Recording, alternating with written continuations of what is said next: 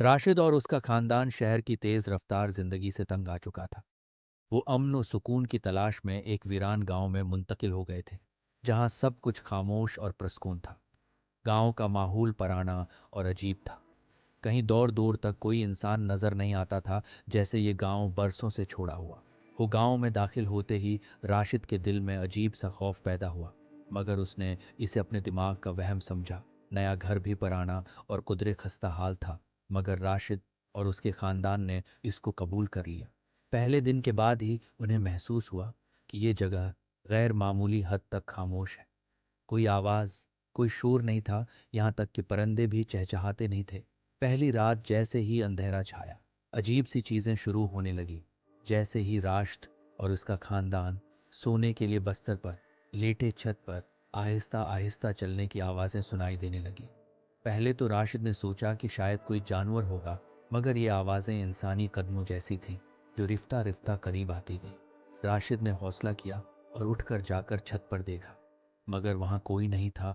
वो नीचे आया और दोबारा लेट गया, लेकिन आवाज़ें मुसलसल आती रही। अगली सुबह राशिद ने अपने वालिदैन को इस बारे में बताया, लेकिन उन्होंने उसे महज एक वहम समझा।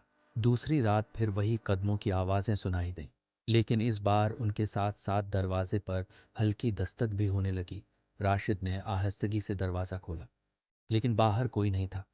खौफजदा होकर उसने जल्दी से दरवाज़ा बंद कर दिया, लेकिन दिल में अजीब सा वसवसा था। तीसरी रात आवाज़ें और भी शदीद हो गईं।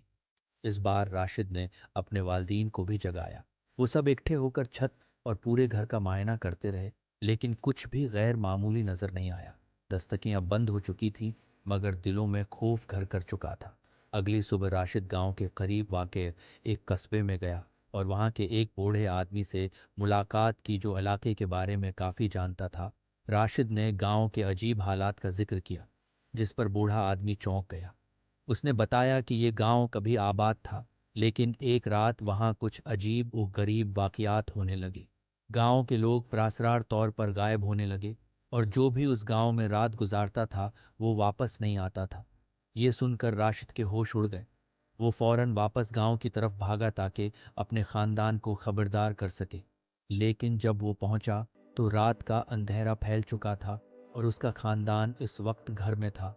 जैसे ही राशिद ने घर में कदम रखा, दरवाजे खुद ब खुद बंद हो गए और पूरे घर में सर्द हवा का झोंका आया। फिर अचानक छत पर कदमों की आवाज़ें दोबारा गूंजने लगी, लेकिन इस बार ये बहुत ज़्यादा और बहुत भारी थी, जैसे कोई बहुत बड़ा वजूद उनके ऊपर चल रहा हो। दरवाजे और खिड़कियाँ ज़ोर ज़ोर से बजने लगी। पूरे घर में एक अजीब सी प्रासरार फजा छा गई। हर तरफ अंधेरा और खौफ था। राशिद और उसके वालिदैन ने बाहर निकलने की कोशिश की, मगर दरवाजे बंद हो चुके थे। जैसे ही राशिद ने चीखना शुरू किया, हर तरफ एक जोरदार धमाकी हुआ और वो अचानक खामोशी छा गई। सुबह के वक्त गांव एक बार फिर मुकम्मल खामोश था। कोई आवाज़, कोई शोर और कोई इंसानी वजूद नज़र नहीं आ रहा था। राशिद और उसका ख़ानदान हमेशा के लिए गायब हो चुका था। कहा जाता है कि उसके बाद कभी कोई इस गांव में रहने नहीं आया। जो भी वहां जाता है वो खामोशी के आलम में वापस हो जाता है, लौटता है। राशिद और उसके ख़ानदान के गायब होने के बाद गांव एक बार फिर अपनी प्रसरार खामोशी में डूब गया था। कई महीने गुजर गए और लोग इस गांव के करीब भी जाने से डरते थे। गांव के बारे में अफवाहें पूरे इलाके में फैल चुकी थीं। कोई कहता था कि ये गांव बदरूहों का मुस्कन है, और कोई कहता था कि यहाँ जिन्नात का कब्जा है, लेकिन हकीकत कोई नहीं जानता था। एक दिन समिया नामी एक नौजवान तहकीकाती सहाफ़ी ने इस गांव की कहानी सुनी और फैसला किया कि वो इस प्रासरार गांव की हकीकत जानने वहां जाएगी। समिया को प्रासरार वाक़यात की खोज में जाने का शौक था और उसने कई बार ख़तरनाक महमात की थी, लेकिन ये गांव इसके लिए एक ख़ास चीलिंग था। उसने अपने कैमरे, रिकॉर्ड और कुछ बुनियादी सामान उठा किया और गांव की तरफ रवाना हो गई। जैसे ही वो गांव में दाखिल हुई, उसे फौरन अजीब सी खामोशी महसूस हुई। गांव के दर व दीवार खिस्ता हाल थे और हर तरफ बोसीदा मकानात खड़े थे, जिन्हें देखकर लगता था कि कई दहाइयों से यहाँ कोई नहीं बसा। लेकिन समिया को इस खामोशी से ज़्यादा इस जगह की गैर मामूली फ़ज़ा ने मुतवज्जा किया। वो जानती थी कि कुछ न कुछ तो यहाँ था जो लोगों को गायब कर रहा था। समिया ने राष्ट्र के पुराने घर का पीछा किया। और वहां जाकर उसे अजीब सा एहसास हुआ, जैसे कोई उसे देख रहा हो। घर के अंदर दाखिल होते ही उसे एक नामालूम खौफ ने घेर लिया। हर कमरा वीरान था, लेकिन फजा में अजीब सा दबाव महसूस हो रहा था। अचानक हुआ, जैसे कोई उसे देख रहा हो। घर के अंदर दाखिल होते ही इसे एक नामालूम खौफ ने घेर लिया। हर कमरा वीरान था, लेकिन फजा में अजीब सा दबाव महसूस हो रहा था। अचानक हुआ, जैसे कोई उसे देख रहा हो। घर के अंदर दाखिल होते ही इसे एक नामालूम खौफ ने घेर लिया।